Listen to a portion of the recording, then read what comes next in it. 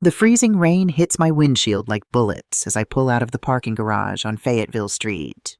It's 11:47 p.m. on December 15th, 2024, and downtown Raleigh looks like a snow globe. Someone shook too hard. The company holiday party wrapped up 20 minutes ago, and all I can think about is getting home to my 8-year-old son. I'm Sofia Rodriguez, 34 years old, senior project manager at Apex Pharmaceuticals, single mom. The kind of woman who color codes her calendar and meal preps on Sundays. The kind who thinks she has everything under control. I have no idea that in 13 minutes, my entire world is about to shatter. The wipers struggle against the ice as I navigate through empty streets. My navy blue cocktail dress is still damp from the run to my car, and the heater's blasting, but I can't stop shivering. I should have worn the coat. But vanity won tonight. I wanted to look good accepting that Project Milestone award. Wanted my boss to see me as promotion material, not just Sophia, the reliable one. My phone buzzes in the cup holder. I glance down. Text from my dad. Miguel, Liam's fine. Watching a movie with Carter. Don't rush. I smile. At least something's going right. My brother Carter offered to help babysit tonight when Dad said he and his wife Diane were visiting from Durham. Carter's 25, still figuring life out, but he's always been good with Liam. Taught him to throw a baseball last summer. Bought him that expensive Lego set for his birthday. I turn onto Oakwood Avenue, my street, and immediately something feels wrong. Every instinct I've honed as a mother, the ones that wake you up seconds before your toddler vomits, that make you grab their hand right before they step into traffic, all of them start screaming at once. The porch light is on. It's never on this late. The front door is open, just a crack, but open. And there, on the top step of my front porch, is my son. I slam on the brakes. The car skids on the icy road, fishtails, stops crooked in the middle of the street. I don't care. I'm already out, door hanging open, heels hitting wet concrete. Liam! He's not moving. His small body is twisted at an angle that makes my stomach drop. One arm bent underneath him, the other stretched out like he was reaching for something. His face, oh God, his face, is the color of old newspaper. His lips are purple, actually purple. His chest is moving, but barely, these tiny jerking movements like a fish out of water. One shoe is missing. His Iron Man backpack is still strapped to his shoulders. I'm running, slipping, catching myself, running again. My brain is splitting into two parts, the part that's screaming and the part that's coldly cataloging every detail because some deep instinct knows I'm going to need to remember this. Carter is leaning against the brick wall next to the door, arms folded across his chest. He's wearing his Duke hoodie, the one I bought him last Christmas. His face is calm. That's what stops me for half a second. He looks calm, bored almost. Just roughhousing, he says, shrugging. Kid's dramatic. I drop to my knees beside Liam. The concrete is freezing, soaking through my dress instantly. My hands are shaking so hard I can barely get them to work. I press 2 fingers against his neck, searching for his pulse. There. Faint. Fast. Thready. What happened? I'm trying to check his pupils, his breathing, everything at once. What did you do? Nothing. Carter pushes off the wall, walks past me down the steps. He fell. Boys play rough, Sophia. You baby him too much. The door opens wider. My father steps out, backlit by the hallway light. Miguel Rodriguez, 58, retired high school principal, the man who taught me to ride a bike and check my oil and stand up for myself. He looks at his grandson collapsed on our porch, looks at me and says, "He's fine, mija." Boys fall. His wife Diane appears behind him, tightening the belt on her silk robe. He probably just got winded. You know how kids are. They bounce back. I feel something crack inside my chest, but I don't have time for it. I'm already fumbling for my phone, hands shaking so badly I drop it once, twice, before I can dial. 911. What's your emergency? My son. He's 8. He's collapsed on our porch. He's barely breathing. His lips are purple. Please, please hurry. The operator is asking me questions. Address, what happened, is he conscious? And I'm answering on autopilot while I keep one hand on Liam's chest, counting those tiny rises and falls. 8 per minute. That's not enough. That's not nearly enough. Ma'am, I need you to check if his airway is clear. It's clear, but he's not responding. My voice breaks. Please just send someone. Ambulance is en route. ETA 9 minutes. 9 minutes. I bend close to Liam's face, trying to feel his breath against my cheek. It's there, warm and faint. I smell something strange. Bitter, medicinal. Not Liam's usual kid smell of grass and shampoo. Liam, baby, can you hear me? Mama's here. I'm right here. Nothing. His eyelids flutter but don't open. Behind me, I hear my father's voice, low and irritated. Sophia, you're overreacting. He's breathing. The ambulance is overkill. I don't turn around. If I turn around right now, I will say things I can't take back. So I stay focused on my son, on his pale face, on the purple lips that weren't purple an hour ago when I kissed him goodbye. Carter's voice, casual. I'm gonna head out. Got work early tomorrow. You're not going anywhere. I don't recognize my own voice. It's flat, cold. You're staying right there until the ambulance gets here. Whatever you say, sis. That tone, that fucking tone, like I'm being hysterical, like I'm the crazy one. I've heard it before, from my ex-husband, from my father, from men my whole life who act like women's instincts are just emotions run wild. But my son is dying on my porch, and I know what I know. The sirens finally reach my ears, growing louder. Red and white lights paint the street, the houses, my hands pressed against Liam's chest. The ambulance screams to a stop, and 2 paramedics burst out. The lead one is a man, early 30s, white, with short brown hair and intense blue eyes. He's wearing a Wake County EMS jacket, badge reading Ethan Cole, EMTP. He has a small tattoo on his wrist, a bird's wing, that I notice because his hands are suddenly next to mine, gentle but efficient, checking Liam's vitals. How long has he been like this? I don't know. I just got home. Maybe 10 minutes? Any known medical conditions? Allergies? Medications? No, nothing. He's healthy. My throat closes up. Ethan's partner, a black woman with her hair in tight braids, grabs the stretcher and oxygen. They work in perfect sync, practiced. Ethan's checking Liam's pupils with a pen light, feeling his pulse, listening to his chest. Pupils are dilated. Pulse is 130, thready. Respiration shallow at 8 per minute. He's hypoxic. He glances up at his partner. Let's get oxygen on him. Start a line. They're moving fast now. Oxygen mask over Liam's face, IV kit out. Ethan looks up at me. What happened tonight? Any falls? Head injury? Did he eat anything unusual? I wasn't here. I was at a work event. My dad and brother were watching him. Ethan's gaze shifts to the porch, where Carter is still leaning against the wall, scrolling his phone. My father and Diane stand in the doorway, watching like this is a TV show. Something happens to Ethan's face. The color drains out of it.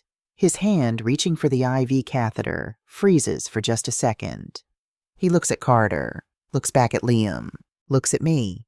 Then he stands up and walks over to me, lowering his voice so only I can hear. Ma'am, I need you to answer me honestly. Is that man really your brother? The question is so unexpected that I just stare at him. Yes. Why?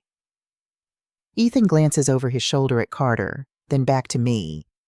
His jaw is tight. When he speaks, his voice is shaking slightly. Because 3 years ago in Athens, Georgia, I responded to a call that looked exactly like this. 9-year-old boy. Collapsed on a porch after drinking orange juice. Family said it was an accident, and that guy, he nods toward Carter.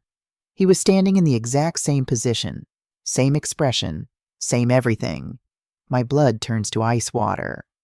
We ran tests. Kid had massive amounts of diphenhydramine in his system, adult overdose levels. His mom swore he never took any medication. The police investigated, but the family dropped it. Said they just wanted to move on. Ethan's looking at me with an intensity that makes my skin crawl.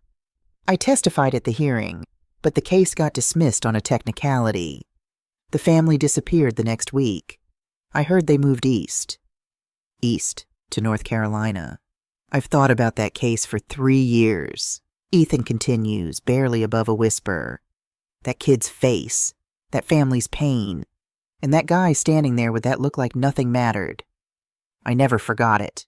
He turns back to Liam, who his partner is now securing to the gurney. I could be wrong. Maybe it's a coincidence.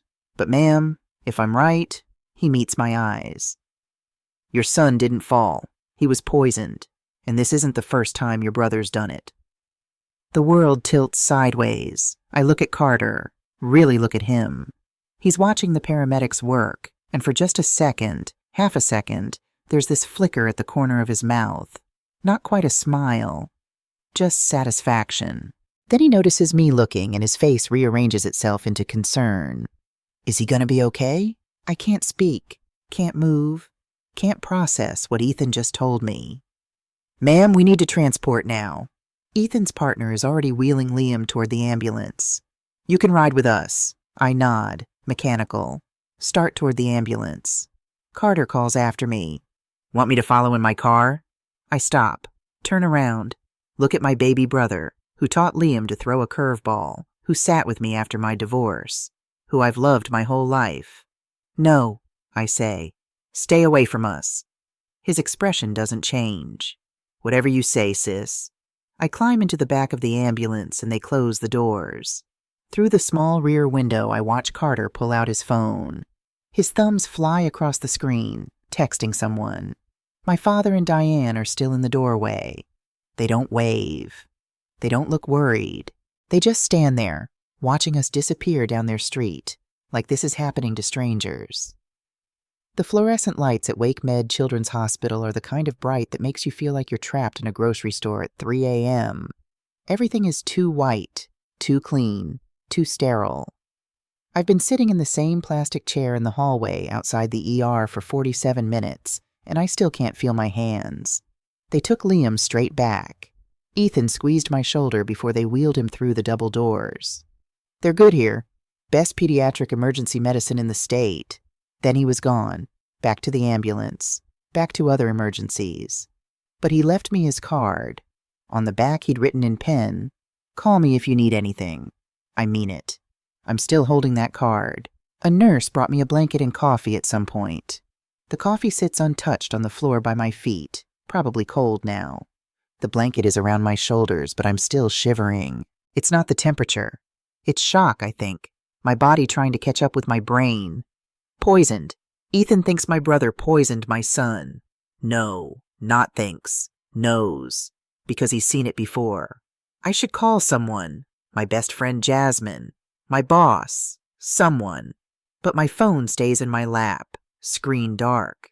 Because if I call Jasmine, I'll have to say the words out loud. And once I say them out loud, they become real. Ms. Rodriguez? I look up. A woman in a white coat stands in front of me, mid-40s, dark hair pulled back, kind eyes behind wire-rimmed glasses. Her ID badge says Dr. Lauren Hayes, Pediatric Emergency Medicine. I'm on my feet before I realize I'm moving.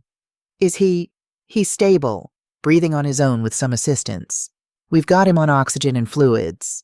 She gestures to a small consultation room across the hall. Can we talk? The room is barely bigger than a closet. 2 chairs, a small table with a box of tissues strategically placed. I've seen enough medical dramas to know what rooms like this mean. This is where they give you bad news. I sit. She sits, takes a breath. Your son is going to be okay, she says first, and the relief nearly knocks me over. But he's very sick right now. We've pumped his stomach and administered activated charcoal, started aggressive IV hydration. His labs came back. She pulls out a tablet, shows me a screen full of numbers I don't understand, but she points to one line, highlighted in red. Diphenhydramine. That's Benadryl.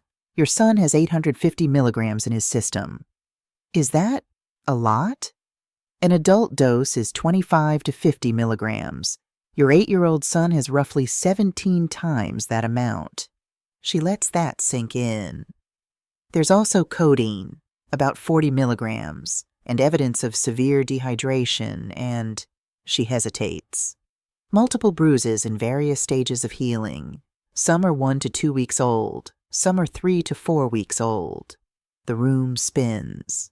Bruises? On his ribs and upper arms, consistent with being grabbed forcefully or struck.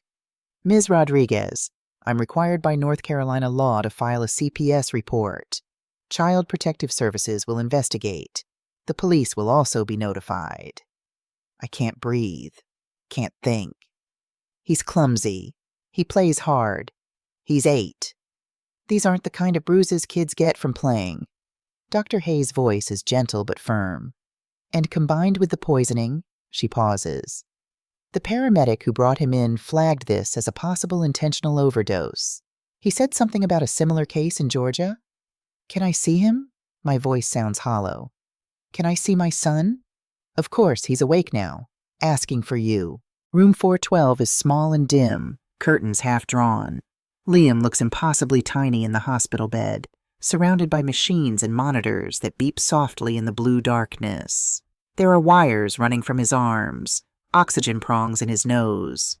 His face is still too pale, but his eyes are open. When he sees me, his chin trembles. Mommy. I'm at his side in 2 steps, careful not to disturb any of the wires. I take his hand, so small, so cold, and hold it between both of mine. I'm here, baby. Mama's here. I'm sorry, he whispers. His voice is hoarse, rough. I didn't mean to drink it all. It tasted so bad, but Uncle Carter said, everything stops. Uncle Carter gave you something to drink? Liam nods and a tear rolls down his temple into his hair. He said it was special orange juice. For big kids only. Said if I drank it all, I'd be strong like the guys in the Avengers. His eyes fill with more tears. But if I didn't drink it, he'd tell everyone at school that I still wet the bed. My heart is breaking in real time. Baby, you haven't wet the bed in 2 years. I know, but he said he'd tell them anyway, and everyone would laugh at me. So I drank it. His breath hitches. It tasted like medicine, really bad. Then my arms got heavy and I couldn't stand upright. I tried to tell Grandpa, but my mouth wasn't working. I'm gripping his hand so tight I'm probably hurting him, but I can't let go. Then Uncle Carter pulled me up and dragged me outside. I couldn't walk, Mommy. My legs weren't working. He put me on the porch and pushed me down the stairs. Not hard, just made me fall. And he told me to stay there. Why, baby? Why did he want you to stay there? Liam's eyes are enormous, terrified. He said you'd come home and see me and cry and look crazy, and then Grandpa's money would be his. His voice drops to a whisper. What money, Mommy? I don't understand. I don't understand either, but I'm going to find out. Did you tell Grandpa or Diane what happened? Liam nods. I tried, when Uncle Carter went to the bathroom. I told Grandpa my tummy hurt and my mouth was fuzzy. He said I probably ate too much pizza. Diane said I looked fine. They knew. They fucking knew, and they did nothing. Baby, listen to me. I cup his face gently in my hands. You did nothing wrong. Nothing. You were so brave. You tried to tell someone. You tried to get help. You did everything exactly right. But I drank it. I let him. No. You were protecting yourself. You were smart. And now Mommy is going to protect you, okay? I promise you. Uncle Carter is never going to hurt you again. A nurse comes in to adjust his IV. I kiss Liam's forehead and step out to give them space. My whole body is shaking, but it's not fear anymore. It's rage. Pure, white-hot, crystalline rage. I walk down the hallway, turn a corner, and stop dead. They're here, in the waiting room. All 3 of them. Carter is sprawled in a chair, feet up on the coffee table, scrolling through his phone. My father sits across from him, reading an old People magazine. Diane has a vending machine coffee, legs crossed, calm as Sunday morning. They look like they're waiting for a dentist appointment. I walk over and stand in front of Carter. He doesn't look up from his phone. What did you give him? Nothing. Still scrolling. Kid's dramatic. Carter, my father closes the magazine. She's exhausted. Let it go. I turn on him. Let it go? Your grandson is in the ICU with a tube down his throat and you want me to let it go? He fell, Sophia. Accidents happen. He was poisoned. 850 milligrams of diphenhydramine. That's not an accident. Diane sets down her coffee with a soft clink. Liam has always been sensitive. You know that. Maybe he got into something he shouldn't have. Kids do that. He's 8 years old and you're calling poisoning sensitive? Carter finally looks up from his phone. The expression on his face. God, I've seen that expression 1,000 times growing up. When he broke my favorite doll and blamed the dog. When he stole $20 from Mom's purse and swore I did it. When he lied about the dent in the car, the failed test, the girl he cheated on. That look that says, prove it. He drank some OJ and fell, Carter says, voice flat. I don't know what else you want me to say. I want you to tell the truth. He smiles, actually smiles. That is the truth. But if you want to make a big deal out of it, go ahead. Just makes you look crazy. Carter, my father's voice has that warning tone, the one that means you're embarrassing me in public. But I'm not 13 anymore. I'm not going to shut up and be a good girl. Get out. Carter raises his eyebrows. What? Get out of this hospital. All 3 of you. Don't come back. Don't call. Don't text. You're done here. My father stands up, drawing himself to his full height. In my childhood, he was intimidating. Now he just looks old. Mija, you're upset. You're not thinking clearly. Let's all calm down and... I said get out. For a long moment, nobody moves. Then Carter shrugs, stretches, stands up. Whatever you say, sis. Good luck with all this. He walks away, doesn't look back. Diane follows, wobbling slightly in her heels. My father pauses, opens his mouth like he's going to say something, then closes it and leaves. I watch them disappear through the automatic doors. Then I walk back to room 412, pull the plastic chair as close to Liam's bed as the rails allow, and take his hand. He's asleep now, finally, the sedatives doing their work. I sit there in the blue darkness, listening to the monitor's beep, watching my son breathe, and I make a decision. I'm not going to the police. Not yet. Not until I know everything. Because if I've learned anything tonight, it's that the system doesn't protect children. Ethan said the Georgia family dropped their case. Said it got dismissed. Said my brother walked away. I'm not letting that happen again. I pull out my phone and scroll through my contacts until I find the name I need. Marcus Chen. Marcus and I met during my brief FBI internship right out of college, before I realized government work wasn't for me and pivoted to pharma. He went on to become a private investigator specializing in corporate fraud and financial crimes. We've kept in touch over the years, grabbing lunch a few times a year, texting on birthdays. Now I need him for something bigger. I type out a text. Sophia. Marcus, it's Sophia Rodriguez. I need your help. It's about my son. Someone hurt him. I need to know everything about this person. Bank records, travel, purchases, messages, everything. How fast can you work? The 3 dots appear almost immediately. It's 4:30 a.m. Marcus. Who's the target? Sophia. My brother, Carter Rodriguez. A pause. The dots disappear, reappear. Marcus. Send me a photo of his driver's license and any personal info you have. I'll have preliminary results in 24 hours. I think about the wallet I saw Carter pull out earlier to pay for pizza.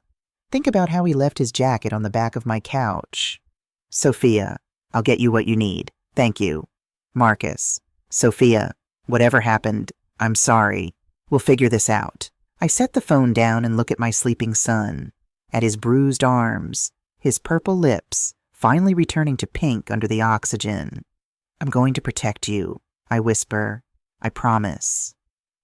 When I finally leave the hospital at 7:15 a.m., the world is covered in a thin sheet of ice that glitters under the weak December sun.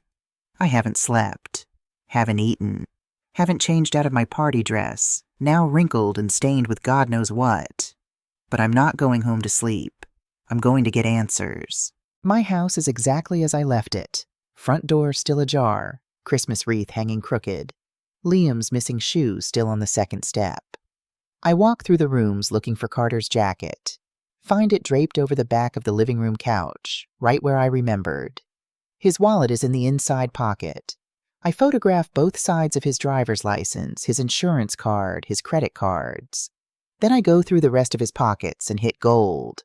A crumpled receipt from a CVS pharmacy in Durham dated 3 days ago.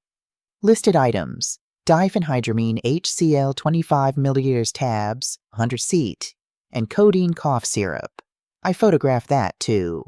Send everything to Marcus. Then I search the rest of the house. Looking for what, I'm not sure. Evidence, proof, something. In the kitchen trash, I find an empty bottle of orange juice, Tropicana, Liam's favorite. I pull it out carefully, holding it by the cap. There's maybe half an ounce of liquid left in the bottom, dark and syrupy. I seal it in a plastic bag. My father's reading glasses are on the coffee table, his car keys. Diane's lipstick on the bathroom counter. Evidence that they were here, that they saw everything, that they did nothing. I'm photographing it all when my phone rings. Marcus. "I'm in," he says without preamble. What the hell is going on? So I tell him. Everything. The party, coming home, finding Liam, the paramedic story about Georgia, the hospital, what Liam said about the special orange juice and Grandpa's money.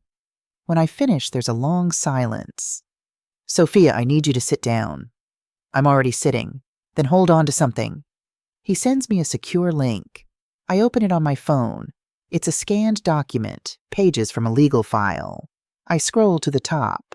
Rodriguez Family Revocable Living Trust amended and restated, September 12th, 2024. Your father revised his trust 3 months ago, Marcus says. I pulled it from public records. It was filed with the county clerk. Read page 9, section 14B. And I scroll. Find it. Read it twice before my brain can process what I'm seeing. In the event that primary beneficiary Liam Rodriguez is determined by two licensed physicians in the state of North Carolina to suffer from a chronic physical, psychological, or developmental condition that substantially impairs his capacity to manage property or financial affairs, the entire principal sum of $4,200,000 shall immediately vest, free of trust and without further condition, in the alternate beneficiary Carter Eduardo Rodriguez. $4 million. My grandfather, my mom's dad, died 5 years ago and left everything to my dad. I knew there was money. I knew there was a trust for Liam. But I had no idea it was this much. And I had no idea there was a clause that would give it all to Carter if Liam was deemed unfit. Keep reading, Marcus says quietly. I scroll to the next section. It's a medical determination protocol. All it takes is 2 doctors to sign off that Liam has severe anxiety, PTSD, or any condition that affects his decision-making. Not a court, not a judge. Just 2 doctors. Sophia, do you understand what this means? Carter doesn't want to kill Liam. He wants to break him. Exactly. A dead beneficiary still inherits. The money would go to you as his parent. But a living beneficiary who's been diagnosed with severe psychological problems? That's when the alternate kicks in. My stomach turns over. He poisoned my son to trigger a psychiatric evaluation. More than that. Think about what happens to a kid who gets dosed with drugs and collapses in front of his mother, who gets dragged out and staged like a crime scene. The trauma, the nightmares, the fear, all of that could lead to a diagnosis of PTSD or anxiety disorder within a few months. 2 doctors sign off, and Carter gets $4.2 million. I'm going to be sick. But here's the thing, Marcus continues. This isn't his first rodeo. You said that paramedic mentioned a case in Georgia 3 years ago? Yes. Athens, a 9-year-old boy. I'm already looking into it. Give me time to dig, but Sophia, if your brother did this before, there might be others. And if there are others, we can build a pattern. Make this federal. How long? For a preliminary workup? Give me 6 hours. For the full picture? Maybe a week. But I need you to do something for me. Anything. Don't confront him again. Don't let him know you're investigating. As far as he knows, you're just a hysterical mother who overreacted. Let him think he won. Every fiber of my being wants to drive to Carter's apartment and tear him apart with my bare hands. But I know Marcus is right. Okay, I manage. I'll wait. Good. I'll call you this afternoon. He hangs up. I sit in my living room, surrounded by the detritus of last night. Pizza boxes, empty soda cans, the board game Carter and Liam were playing spread across the floor. Life before feels like it happened to someone else. I should sleep, should eat, should call my boss and explain why I'm not coming in today. Instead, I go upstairs to my office and pull out every document I have related to my family. Birth certificates, marriage licenses, death certificates, insurance policies, bank statements, old photo albums. I spread everything across my desk and start looking for answers. In a manila folder marked Estate Planning, I find a copy of my grandfather's original trust from 2019. I compare it to the amended version Marcus sent me. The original trust left everything to Liam, no conditions, no alternate beneficiary, no medical determination clause. It was straightforward. When Liam turned 25, he'd inherit the full amount. Until then, I was trustee, managing it for his education and care. The amended version adds that entire section about Carter being the alternate. And it's dated September 12th, 2024. 3 months ago. I pull up my calendar from September. What was happening then? Was there a family event where Carter could have convinced my dad to change the trust? My phone buzzes. A text from Jasmine, my best friend since college. Jasmine. Saw your out-of-office email. Everything okay? Want me to come over? I need to see another human being.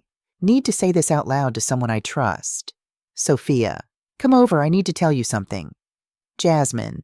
Be there in 20. Jasmine Torres walks through my door at 8:47 a.m. carrying 2 large coffees and a bag from the bagel place we love. She's 36, former public defender, now works as a family law attorney. She's seen every kind of family dysfunction that exists. She takes one look at me and sets the bag down. What happened? So I tell her. Everything. Again.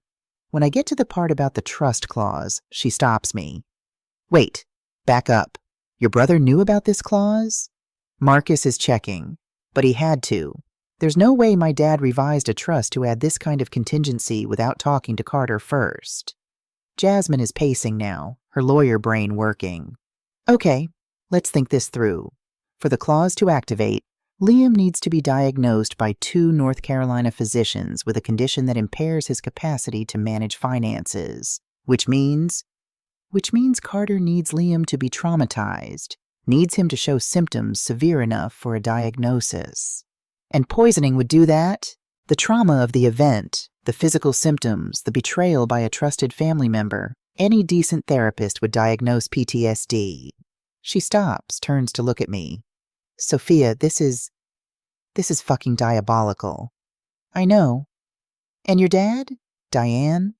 I don't know. Were they in on it? Did they know what Carter was planning? Or did they just ignore the warning signs? I drop my head into my hands. I don't know which is worse. Jasmine sits down next to me. What do you need? What can I do?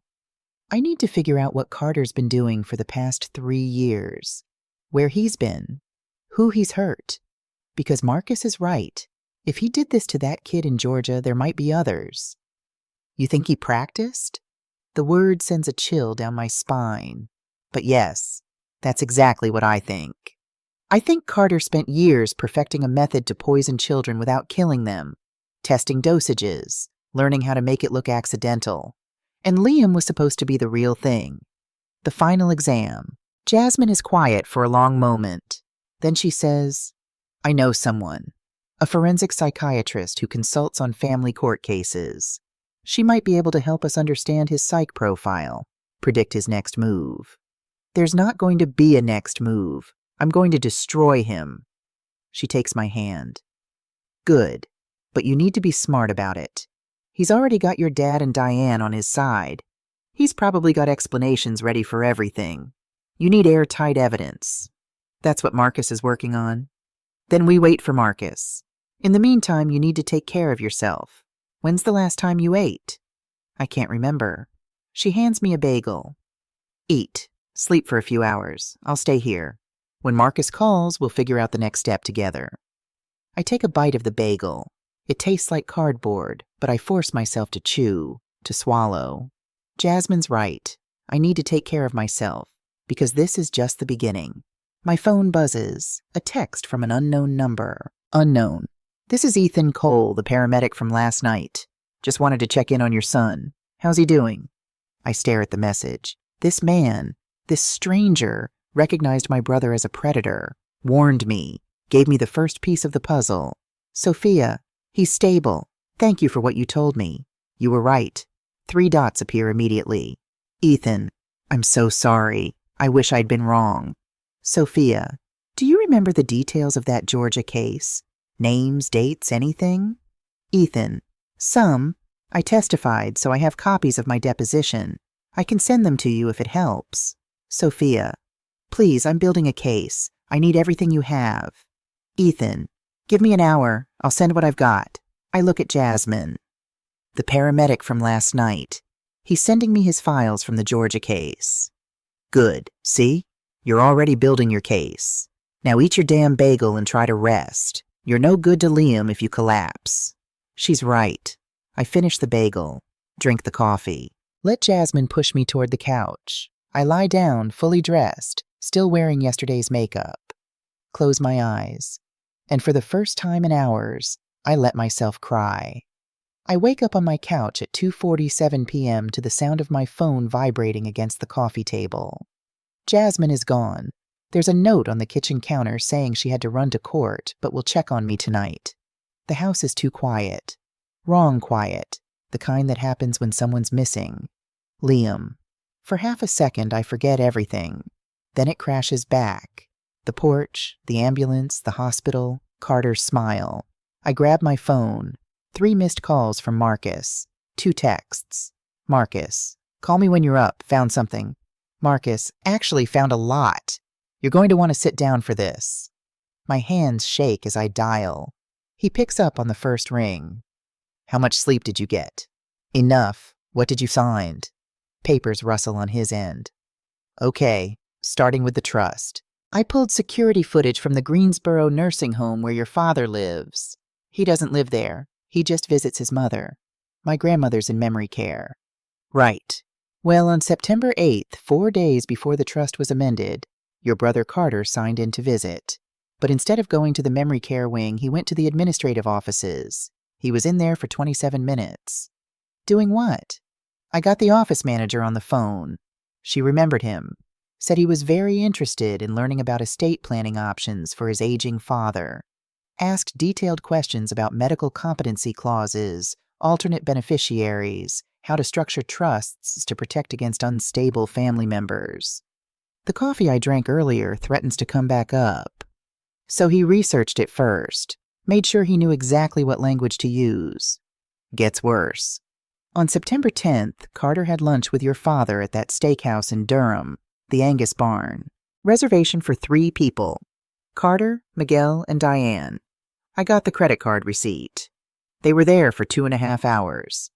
The server I talked to remembered them because they ordered the most expensive bottle of wine on the menu and seemed to be celebrating something. 2 days before the trust was amended. Exactly. Now, I can't prove what they discussed, but the timeline is pretty fucking clear.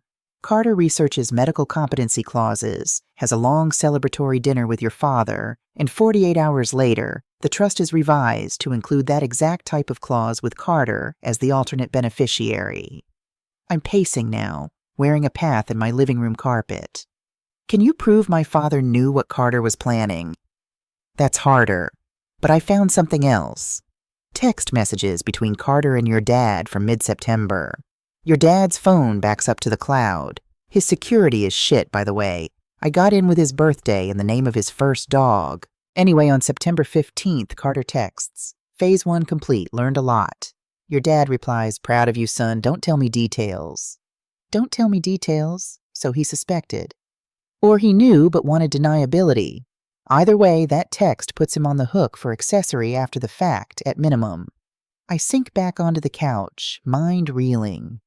What's Phase 1? That's where it gets really dark.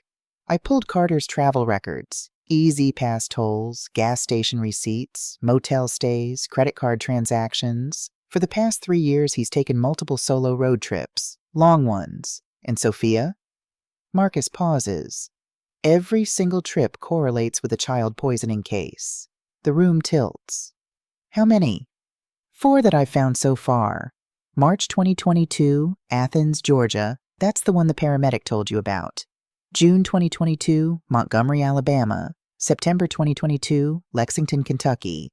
November 2022, Chattanooga, Tennessee.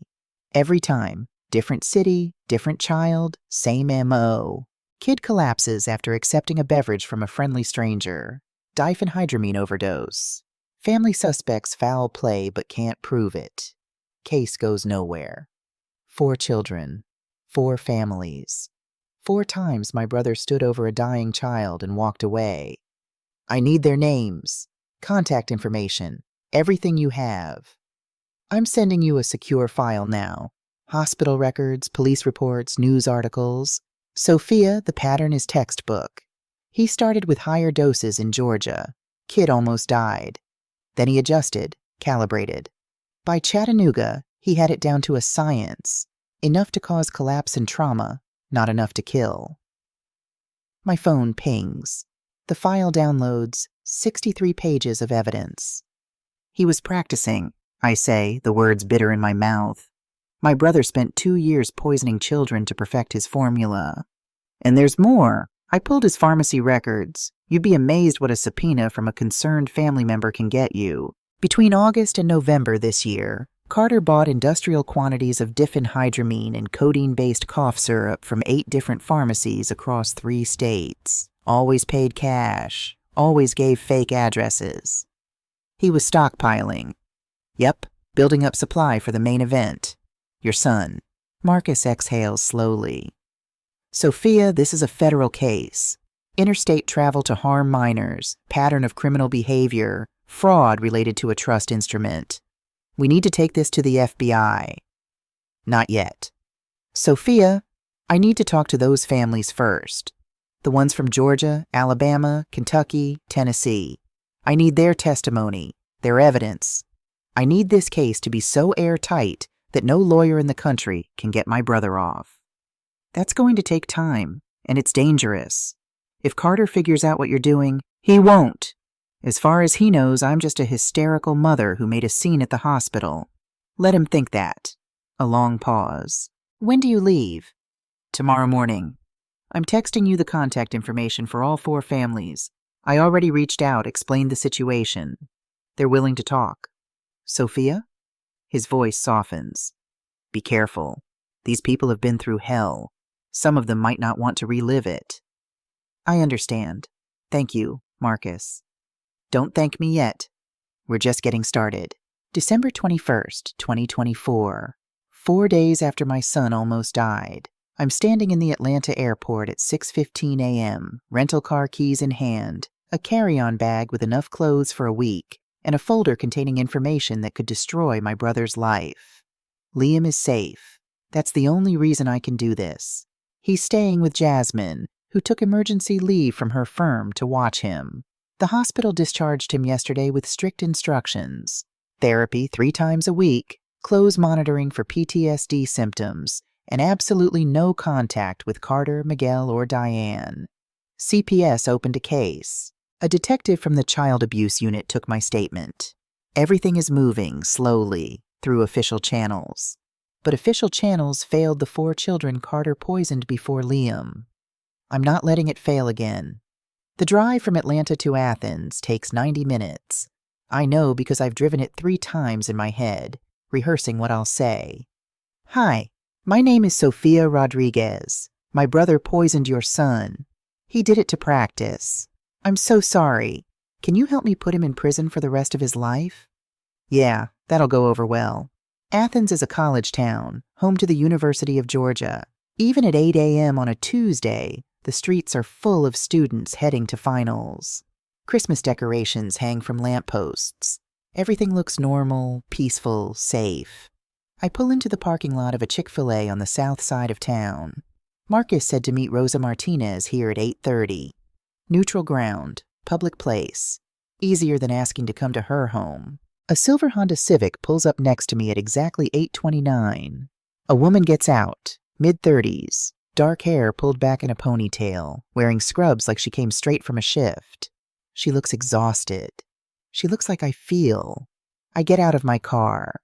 We stand there for a moment, two mothers connected by the worst thing that ever happened to us. Rosa? She nods. You must be Sophia. We shake hands. Her grip is firm, her palm rough like she works with her hands. A boy climbs out of the back seat. 12 years old now, Marcus said, but he looks younger. Dark eyes, cautious expression, backpack slung over one shoulder. This is Joshua, Rosa says. He wanted to come. Joshua looks at me with those old eyes. You're Liam's mom? Yes. How is he? He's scared, but he's going to be okay. Good. Joshua hitches his backpack higher. I'm not scared anymore. I want to help. We go inside the Chick-fil-A, order food none of us will eat, and sit in a corner booth.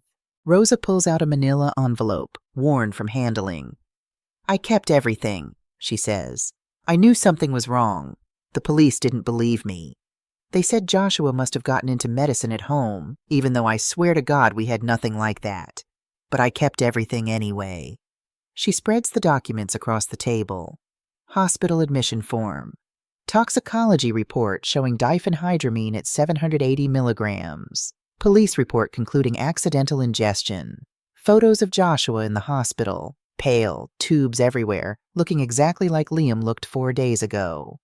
He said his name was Chris, Rosa says quietly. Gave Joshua a bottle of orange Fanta in the park. Said he worked for Coca-Cola, was doing taste tests for a new flavor. Joshua drank it because I taught him to be polite to adults. 10 minutes later, he collapsed. The doctors said it was the highest diphenhydramine level they'd ever seen in a living child, Joshua adds. His voice is matter-of-fact, clinical, like he's been telling this story to therapists for 3 years. I don't remember much, just the man smiling at me, then waking up in the hospital. Rosa's hand trembles as she pulls out her phone. I have Ring doorbell footage. It's grainy, but you can see him, your brother. She plays the video. It's dated March 14th, 2022, 3:47 p.m. A man in a gray hoodie approaches Joshua in a park. The angle is from across the street, someone's front porch camera catching the edge of the playground. But I can see enough. The way he moves, the way he gestures with the bottle, the confident walk as he leaves.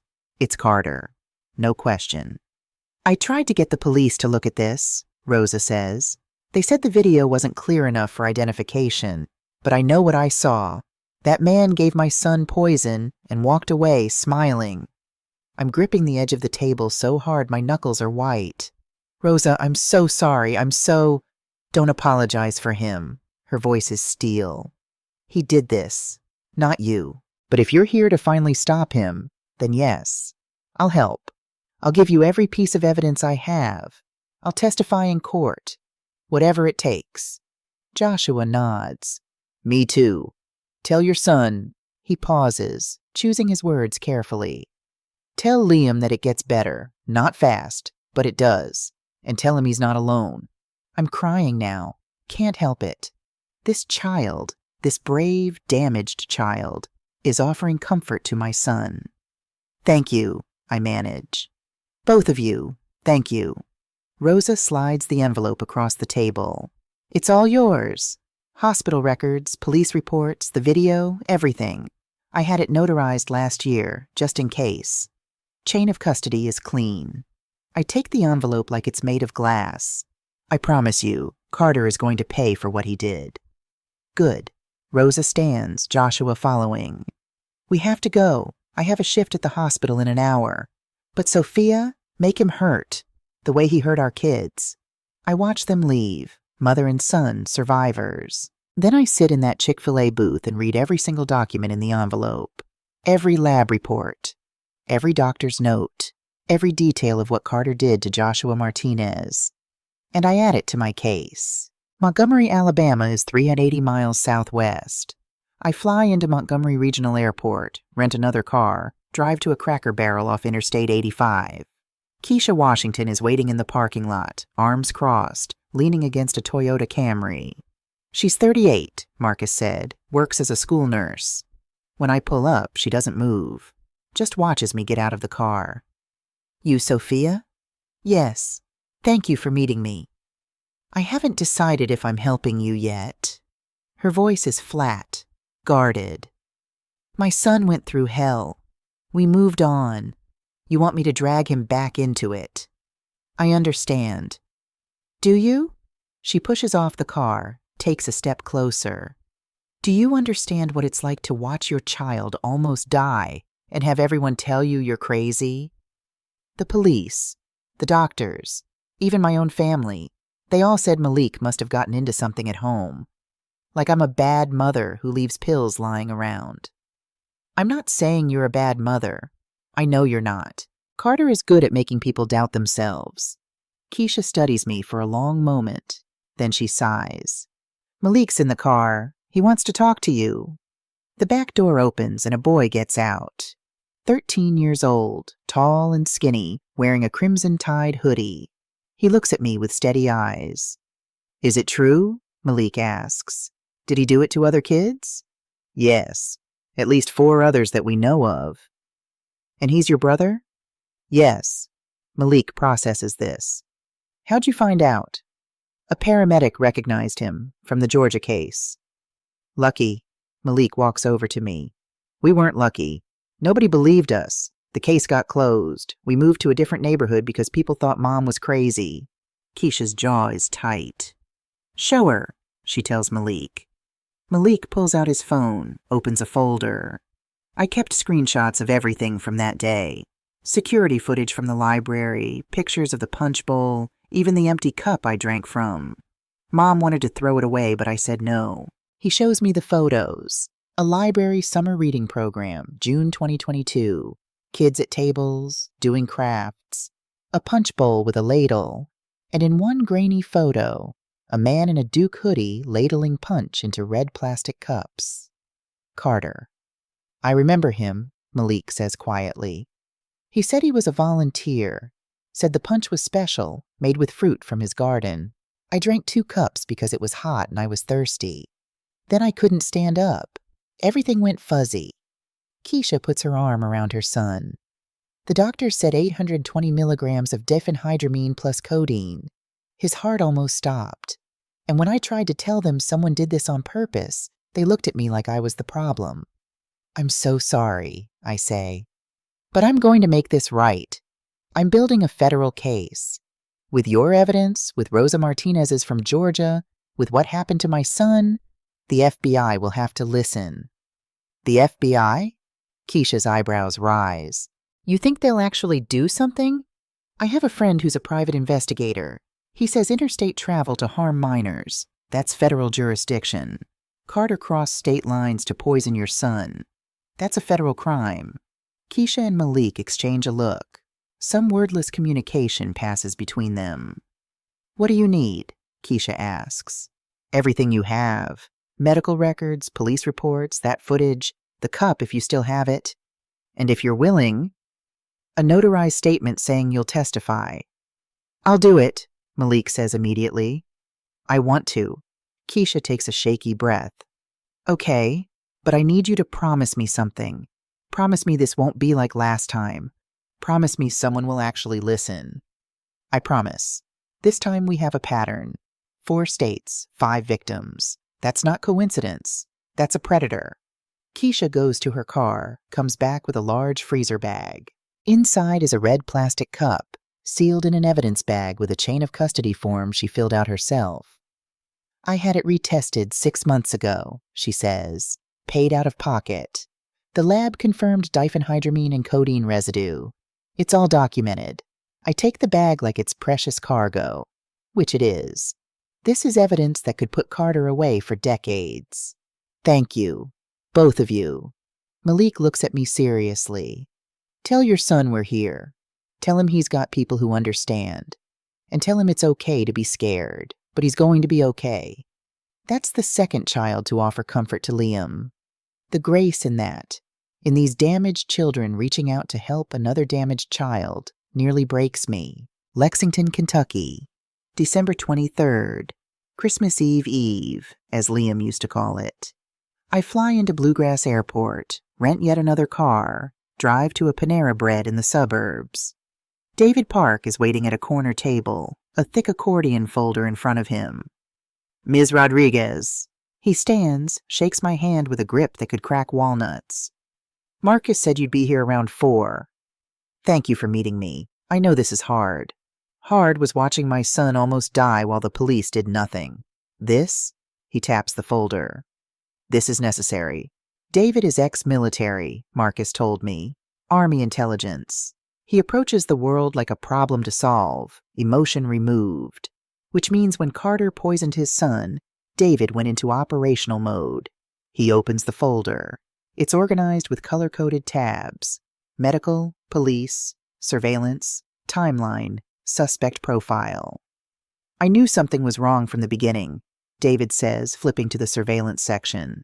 Man shows up on our porch claiming he's doing free lemonade samples for a local business, but his car has North Carolina plates, and he's too smooth, too practiced. He pulls out a printed screenshot from a Ring doorbell.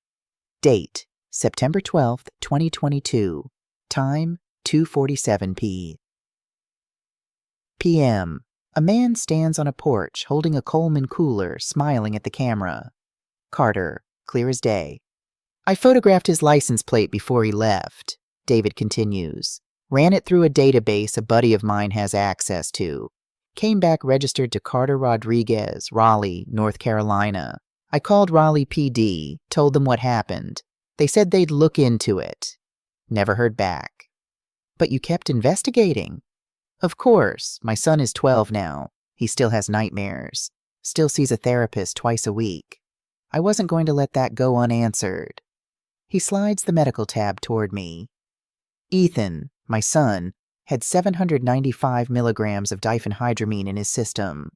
Toxicology also showed codeine, 38 milligrams. The doctor said if I hadn't found him when I did, if I'd been 5 minutes later, he doesn't finish.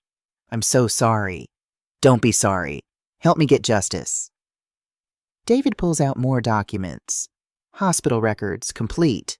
Toxicology reports, certified. Video footage, time-stamped and backed up to 3 different cloud services. Photos of the lemonade bottle. I kept it in a sealed evidence bag. Chain of custody documented every step. And this. He hands me a legal document. A notarized affidavit, dated December 18th, 2024, 3 days ago. I, David Park of Lexington, Kentucky, do hereby swear under penalty of perjury that the following statement is true and accurate to the best of my knowledge. It details everything. The day Carter showed up, how Ethan drank the lemonade, the collapse, the hospital, the aftermath, David's investigation, everything. This is incredible, I say. This is exactly what I need. There's one more thing. David slides across a flash drive. 3 months after Ethan was poisoned, I hired a PI to track your brother. Followed him for 2 weeks. He went to Chattanooga. My guy got footage of him approaching a kid at a gas station. I couldn't prove anything, couldn't stop him in time. But I have video of him buying drugs at a pharmacy, mixing something in a bottle in a bathroom. It's all on here. I hold the flash drive like it's a grenade. David, this could be the smoking gun. I hope so, because that bastard poisoned at least 1 more kid after mine, and I couldn't stop him. Maybe you can. I meet his eyes. I will. I promise you. David nods once, sharp and military. Tell your son, the nightmares get quieter. Not gone, but quieter. And he's tougher than he thinks. Thank you. Don't thank me. Just make sure Carter Rodriguez never walks free again. Chattanooga, Tennessee. December 24th, Christmas Eve. I've been on the road for 4 days. I've talked to 3 families, collected evidence from 4 different poisoning cases, and haven't slept more than 3 hours any night. I look like hell, feel worse, but I'm almost done. The Chen family lives in a modest house in the suburbs, Christmas lights strung along the porch. Linda Chen answers the door, 40 years old, tired eyes, kind smile. You must be Sophia. Come in, please. The living room is warm, decorated for Christmas. A tree in the corner, presents underneath. Michael Chen sits on the couch, clutching something in his hands. He's 13, quiet, watching me with the same wariness I've seen in all the other children. Michael wanted to talk to you, Linda says, sitting next to her son. He has something to show you. Michael unfolds a piece of paper. It's a drawing, detailed and careful. A man standing next to a blue cooler. The man is smiling. He looks friendly, but there's something wrong with the smile. Michael drew it too wide, too sharp, like a wolf's grin. I drew this in therapy, Michael says softly. Dr. Ellis said it would help me remember details, so I drew the man who gave me the Gatorade. The drawing is remarkably accurate. I can see Carter in the lines, the proportions, the stance. I remember his voice, Michael continues. Really friendly. He said he worked for Gatorade, testing new flavors. Asked if I wanted to try one. It was blue. Tasted weird, kind of chalky. But I drank it because I didn't want to be rude. Linda puts her arm around Michael. 10 minutes later, he collapsed in the gas station parking lot. I was inside paying for gas. A trucker found him and called 911. By the time I got outside, Michael was unconscious. The doctor said his heart rate dropped to 40 beats per minute, Michael adds, voice clinical like he's reciting facts to distance himself from the memory. They put me in ICU. I was there for 3 days. Linda hands me a freezer bag. Inside is a blue Gatorade bottle, empty, sealed in an evidence bag with careful documentation. I kept it. The police said it wasn't necessary, but I kept it anyway. Michael's father took it to a private lab 6 months ago. They found diphenhydramine and codeine. And we have video, Michael says. He opens his phone, plays a clip. Gas station security footage from November 18th, 2022, 4:23 p.m.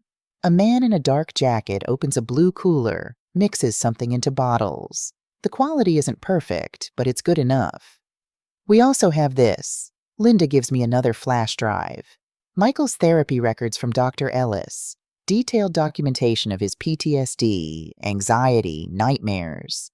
He's been in treatment for 2 years because of what happened. Michael looks at me with those old eyes. Is your son okay? He will be, thanks to brave kids like you. I'm not brave. I was scared. I'm still scared sometimes. Being scared and doing it anyway, that's what brave is. Michael thinks about this. Can you tell your son something? Of course. Tell him it's okay to be angry. Everyone told me I had to forgive, had to move on. But Dr. Ellis says it's okay to be angry at the person who hurt you. So if your son's angry, that's okay. I nod, throat too tight to speak. Linda walks me to the door. Make him pay, she says quietly. Not for revenge, for protection. So he never does this to another child. I will. I drive back toward the airport as the sun sets on Christmas Eve. My phone rings. Marcus. How'd it go? I have everything. 4 families, 4 complete evidence packets, 4 testimonies. Marcus, this is airtight. Good, because I have more. The FBI is interested. What? I reached out to a contact of mine at the Raleigh field office. Special Agent Monica Reyes. She handles crimes against children. I gave her a preliminary briefing.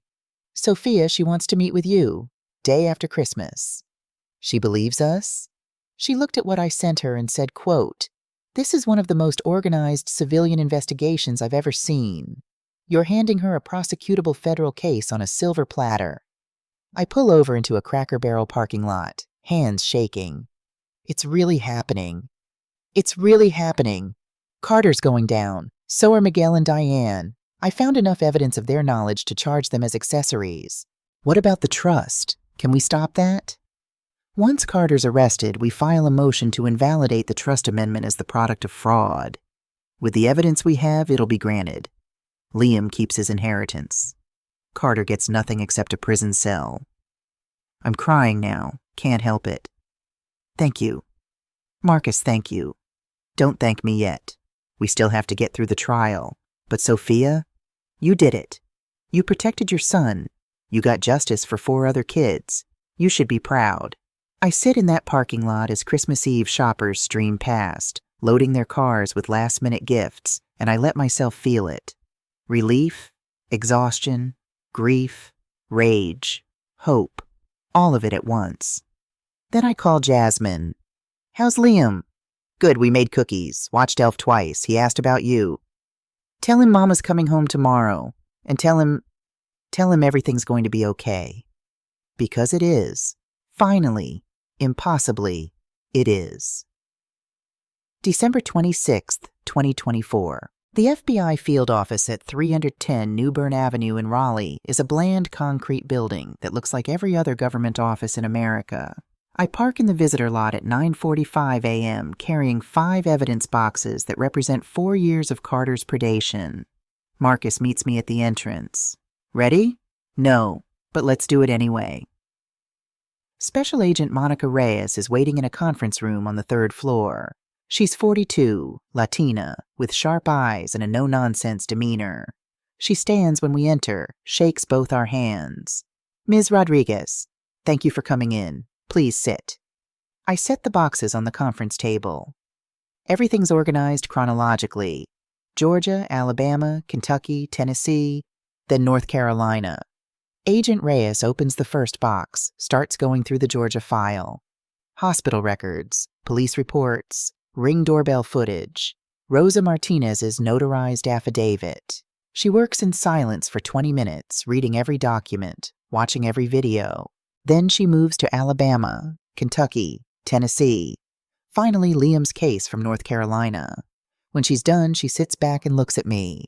Ms. Rodriguez, in 15 years with the Bureau, I have never, and I mean never, seen a civilian investigation this thorough. You have interstate travel documentation, financial motive, pattern of behavior, victim testimony, physical evidence with maintained chain of custody, and video evidence. Do you understand what you've done here? I've proven my brother is a monster? You've built a prosecutable federal case. This isn't just good. This is law school textbook quality. She pulls out a legal pad, starts writing. Here's what I see.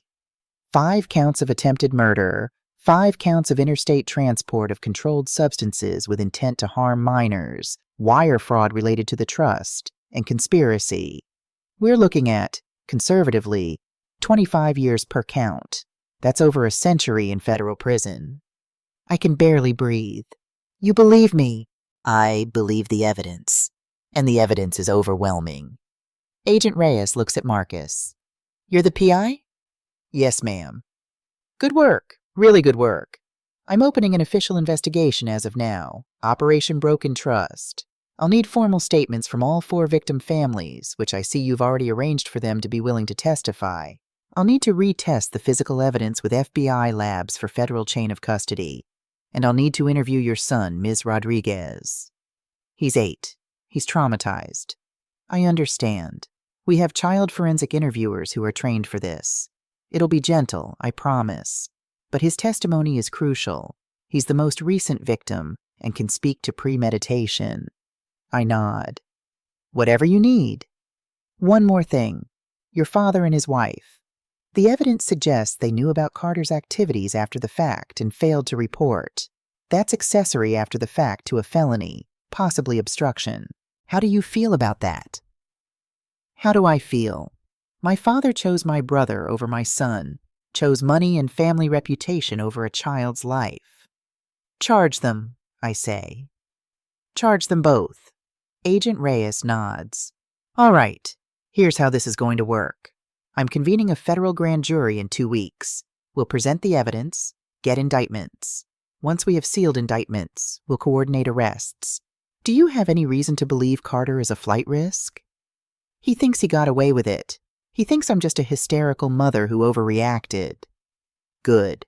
Let him keep thinking that. Don't contact him. Don't let him know about this investigation. Can you do that? Yes. Then we have a case. Welcome to Operation Broken Trust. January 16th, 2025. The federal grand jury took 11 hours to deliberate. The result? Sealed indictments against Carter Rodriguez on 12 counts, Miguel Rodriguez on 3 counts, and Diane Rodriguez on 3 counts. Arrest warrants signed by a federal judge, everything ready to execute.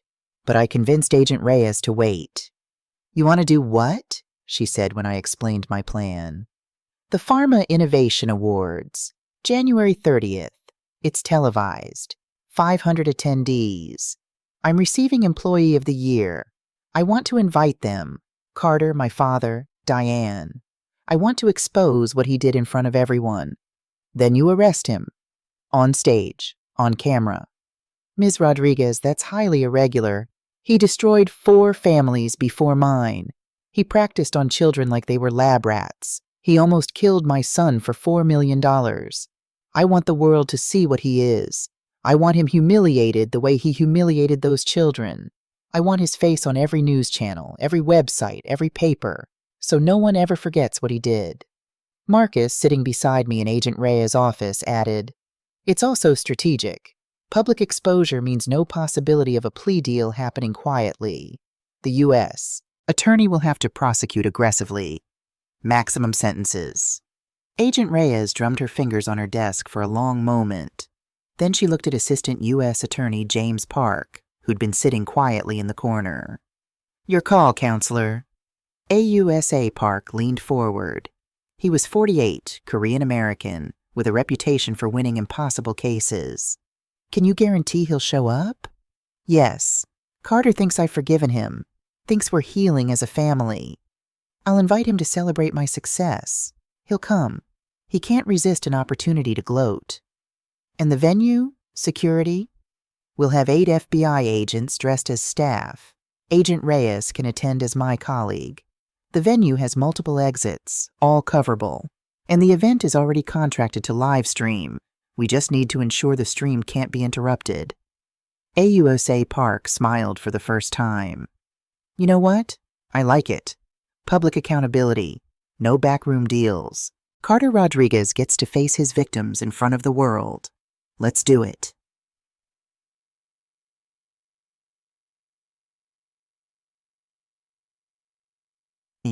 January 18th. I'm sitting at my kitchen table, Liam doing homework next to me, when I draft the message. Group text to Carter, Miguel, Diane. "Hey family, I know the past few weeks have been difficult, but I've had time to think, and I realize we all handled things badly. Carter, I'm sorry I overreacted at the hospital. Dad, Diane, I'm sorry I shut you out. I'm receiving the Pharma Innovation Award on January 30th. It's the biggest honor of my career. I'd really like you all to be there. VIP table reserved. Let's put this behind us. For Liam's sake. For family. Love, Sophia." I read it 3 times before sending. The lies taste like acid. But I hit send. 30 seconds later, my phone buzzes. Carter. "Wouldn't miss it for the world, sis. So proud of you. Can't wait to celebrate." Miguel. "Mija, I'm so glad you reached out. Of course we'll be there. Love you." Diane. "This means so much, Sophia. See you soon." I set the phone down. Liam looks up from his math homework. "Was that Uncle Carter?" "Yeah, baby." "Are you talking to him again?" There's fear in his voice. "No, but I need him to think I am. It's part of the plan to make sure he never hurts anyone again." Liam thinks about this. Is it like a trap? Exactly like a trap. Good. He goes back to his homework. I hope it works. It will. I promise. January 19th through 29th is a blur of preparation. Agent Reyes and I meet daily. We coordinate with the venue security, brief the undercover FBI team, ensure every camera angle is covered. The live stream will broadcast to YouTube, Facebook, and CNN simultaneously. Marcus arranged for CNN to pick up the feed with a 2-minute delay, just enough time for us to give them context. I write my speech. Rewrite it again. Practice in front of my bathroom mirror until I can deliver every word without shaking. Jasmine helps me shop for a dress. We choose midnight blue silk, elegant but strong. Armor. You're going to destroy him, she says, zipping me up in the fitting room. I'm going to let the truth destroy him. I'm just going to make sure everyone sees it. The 4 victim families fly to Raleigh on January 28th. I meet them at their hotel, Joshua, Malik, Ethan Park, and Michael, along with their parents. These children who survived Carter's predation, who agreed to stand up in front of hundreds of people and point at their attacker. Are you scared? I ask Joshua. Yeah, but I'm more angry than scared now. Malik nods. He made us feel small, powerless. Time to take that power back. Ethan Park, the quietest of the 4, says simply, I want him to see my face. I want him to know I survived him. Michael adds, and I want other kids to know they can survive too. That's why we're doing this, right? I hug each of them, these brave, broken, healing children. Thank you, all of you. You're the strongest people I know. January 29th, the night before. I can't sleep. I lie in bed staring at the ceiling, running through every possible scenario. What if Carter doesn't show? What if he senses the trap? What if something goes wrong? My phone buzzes at 2:17 a.m. A text from Ethan Cole, the paramedic. Ethan, can't sleep either, huh? Just wanted to say you're doing the right thing. I'll be there tomorrow. Not on duty, just there, in case you need backup. Sophia, thank you. For everything, for recognizing him that night, for starting this whole thing. Ethan, you finished it. That takes more courage than I had. Get some rest. Tomorrow you're going to change everything. I fall asleep at 3:30 a.m. with my phone in my hand, Ethan's words on the screen. January 30th, 2025, 6:81 p.m. The Raleigh Convention Center Grand Ballroom is spectacular. Crystal chandeliers, white tablecloths, floral centerpieces. 500 people in evening wear, champagne flowing, the hum of powerful people networking. The stage dominates the far end. Massive LED screen, podium with the Apex Pharmaceuticals logo, 12 cameras positioned at strategic angles. I arrive at 5:45 p.m., scanning the room. 8 FBI agents blend seamlessly as waiters, photographers, venue staff. Agent Reyes sits at table 14, wearing an elegant black gown, looking like any other pharmaceutical executive. AUSA Park is in the AV booth, coordinating the live stream. The 4 victim families are scattered across the room at tables 7, 12, 15, and 18. The boys look nervous but determined. Their parents hold their hands. I'm standing in the green room, checking my appearance one final time when my phone buzzes. Carter, just pulled up, be there in 5. You look amazing, BTW, saw you through the window. He's here. I smooth my dress, touch up my lipstick, and walk out to greet them.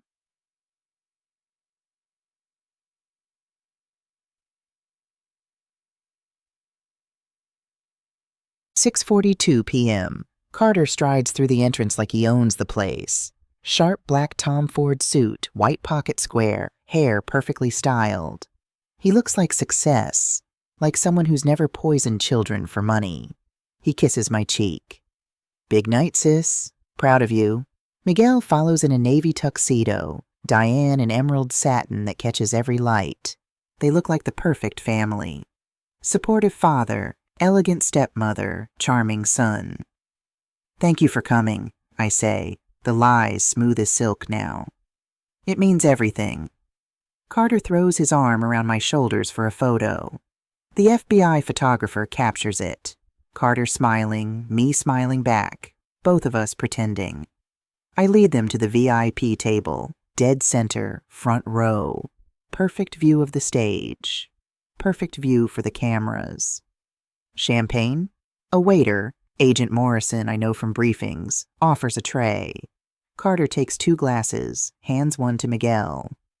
To new beginnings, he says, clinking glasses. To family, Miguel echoes. Diane squeezes my hand. I'm so glad we worked things out, Sophia. Family is everything. I smile and excuse myself. My hands are shaking. I go to the bathroom, grip the sink, breathe. Jasmine appears in the mirror behind me. You okay? No, But I'm doing it anyway. Good girl. Go destroy him. 7:30 p.m. The lights dim. The CEO of Apex takes the stage, delivers opening remarks. Thanks sponsors. Announces the annual awards. The live stream counter in the AV booth shows 156,000 concurrent viewers. Bigger than usual because CNN promoted it as a special pharmaceutical innovation event. By the time this is over, that number will be in the millions. And now, the CEO says, our Employee of the Year award. This person has demonstrated exceptional leadership, innovation, and dedication. For the second consecutive year, please welcome to the stage, Sofia Rodriguez. Applause erupts. Spotlights hit me. I stand, smooth my dress, walk toward the stage. Carter is on his feet, clapping loudest. That's my sister, he shouts, grinning. I climb the 3 steps. Accept the crystal trophy. Stand at the podium. 500 faces look up at me. 12 cameras. 156,000 people watching from home. I take a breath. Thank you, I begin, voice steady. This award, it's not really mine. It belongs to every parent who has ever had to fight for their child. Every mother who's been told she's overreacting when she knows something is wrong. Every father who stood up when everyone else sat down. Pause. The LED screen behind me flashes white. Tonight, I want to tell you a story about trust, about family, about what happens when someone decides a child's life is worth less than money. Carter's smile falters slightly. Slide 1. Carter, age 19, in a Walmart parking lot buying Benadryl. Security footage, time-stamped, March 14, 2022, 11:47 p.m., Athens, Georgia. Gasps ripple through the audience. Slide 2. Joshua Martinez, age 9, collapsed in a Dollar General parking lot. Hospital photo, face blurred for privacy. Toxicology report. Diphenhydramine 780 mg. Joshua stands at table 7. That's him, he says, voice carrying across the silent room. He gave me orange soda. He poisoned me. Every head turns toward Carter. Slide 3. Carter in Montgomery, Alabama. Library security footage. Malik stands at table 12. He did it to me, too. Said it was special punch. Slide 4. Carter in Lexington, Kentucky. Ring doorbell video. Ethan Park stands at table 15. Points. And me. Slide 5. Carter in Chattanooga, Tennessee. Gas station bathroom, mixing powder into drinks. Michael Chen stands at table 18. Silent. Just pointing. Slide 6. The trust document. The clause highlighted. If Liam Rodriguez is deemed unfit, $4,200,000 to Carter Rodriguez. Slide 7. The voicemail Carter left the family lawyer. His voice plays over the speakers. Just asking for a friend. If my nephew got diagnosed with anxiety, the money's mine, right? Slide 8. Text messages between Miguel and Carter. Carter. Phase 1 complete. Learned a lot. Miguel. Don't tell me details. Slide 9. Liam. My son. Hospital photo from December 15th. Diphenhydramine 800 ml. Codeine 40 mg. Age 8. My voice breaks. I don't hide it. This is my son. His uncle, my brother, told him to drink special orange juice. Then staged him on our porch like evidence. He almost died. I looked directly at Carter. You spent 2 years practicing on other people's children. You calibrated dosages. You learned what would traumatize but not kill. You studied my son's routine. You manipulated my father into changing the trust. You planned everything.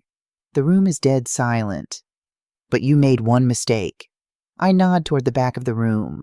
Ethan Cole stands wearing his paramedic uniform.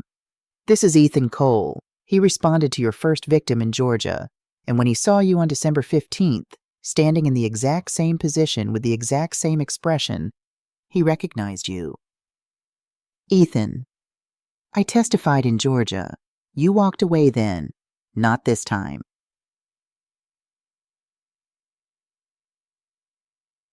Carter's face goes white. The champagne glass slips from his hand, shatters on the floor. He looks at me, looks at the screen, looks at the 4 boys standing, pointing at him. Then he screams, raw and ragged and completely unhinged. My plan was perfect. It was perfect. He bolts, knocks over chairs, sprints for the side exit.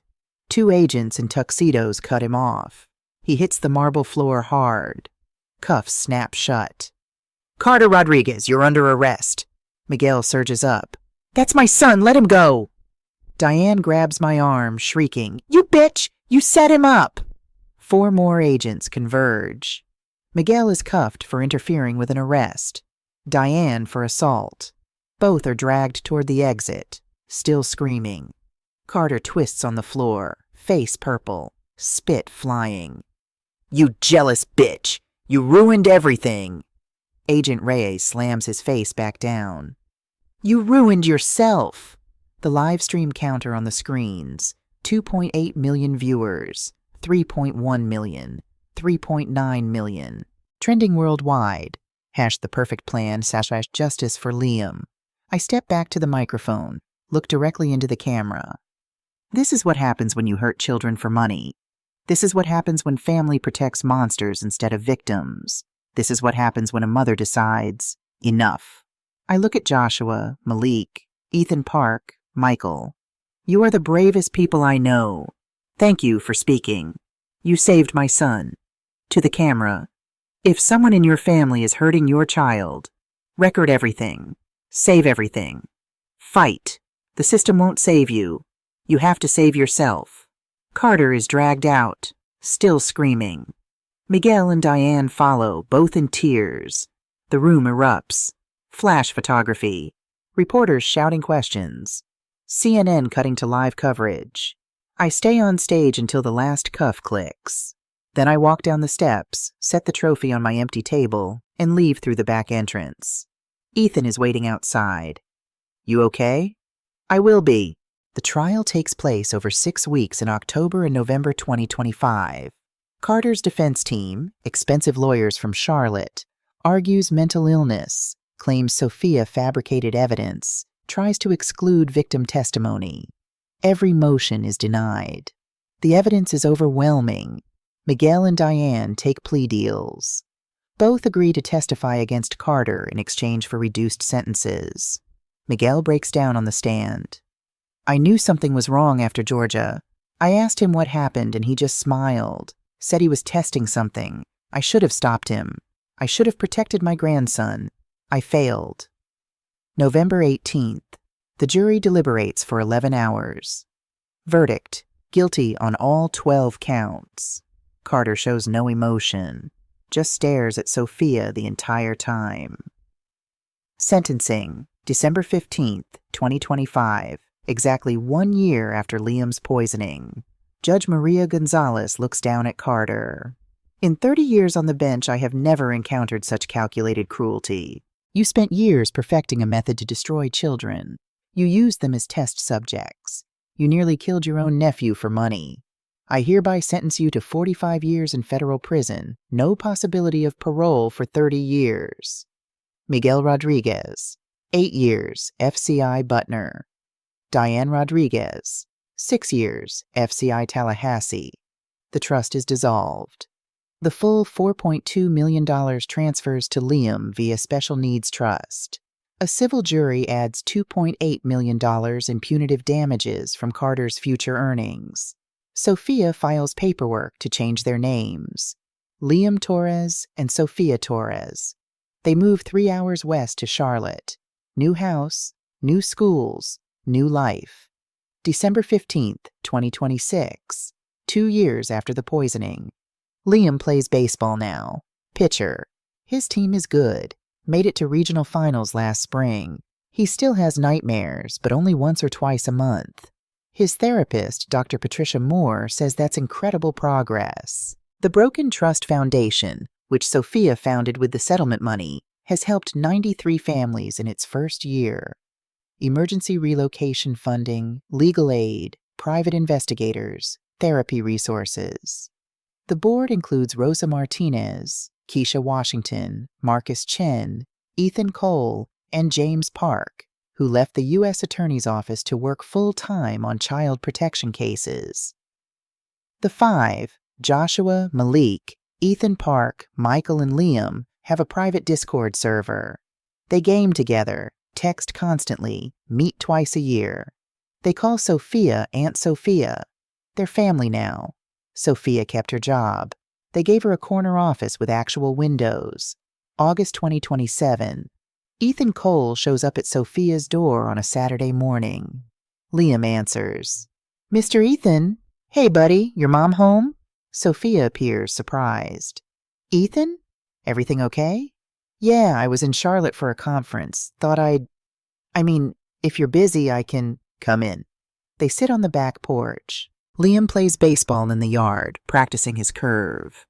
"I wanted to check in," Ethan says. "See how you both are." They talk for an hour, about Liam's progress, about Ethan's work. He teaches EMT classes now, trains new paramedics, about the foundation, about nightmares they both still have. Then Ethan says, "That night, December 15th, I didn't just save Liam's life, you saved mine too." "What do you mean?" "After Georgia, after that case got dropped, I quit for 6 months. Thought I'd failed that kid. Couldn't sleep, couldn't work. But when I saw Carter again, and this time we got him," he pauses. "It gave me a reason to keep going. So thank you for finishing what I started." Sophia takes his hand. Liam runs up. "Mom, can Mr. Ethan stay for lunch?" Sophia looks at Ethan. "Can you?" He smiles. "Yeah, I can."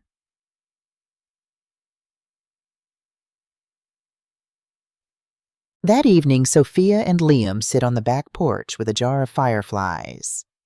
"Can we let them go now?" Liam asks. "Yeah, baby." They open the jar. Watch the fireflies rise into the dark sky, blinking like tiny stars. "Do you think they're happy to be free?" Liam asks. "Yeah, I think they are." "Me too." They sit in comfortable silence, mother and son, survivors, healed but not forgotten, finally, impossibly free.